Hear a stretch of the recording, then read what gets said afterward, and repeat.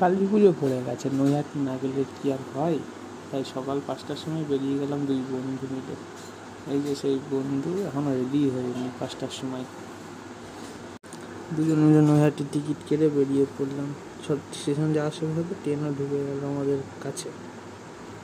ট্রেনে উঠে যেতে যেতে এই মনোরম দৃশ্যেই দেখতে দেখতে নৈহাটি স্টেশনে ঢুকে গেলাম আমরা। নেবে সেরকম ভিড়, নৈহাটি বড় মা বলে কথা, ভিড় তো হবেই। দিয়ে আস্তে আস্তে আমাদের গন্তব্যের দিকে এগিয়ে এগিয়ে যাচ্ছিলাম।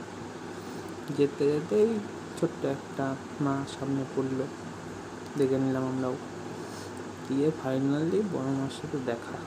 সেরকম ভিড়, এই কষ্ট নষ্ট করে যাওয়ার পরে এই বড় মাকে দেখতে পেয়ে যে মনটা যে শান্তি হলো, সেই শান্তি বলে বোঝানো যাবে না।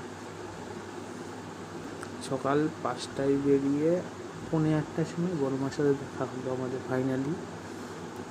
এটাই আরপি অ্যানিমেশনের প্রথম ব্লগ। ভুল ত্রুটি হলে একটু ক্ষমা টমা করে দিও তোমাদের কাছে, এটাই গন্তব্য চাইছি আমি।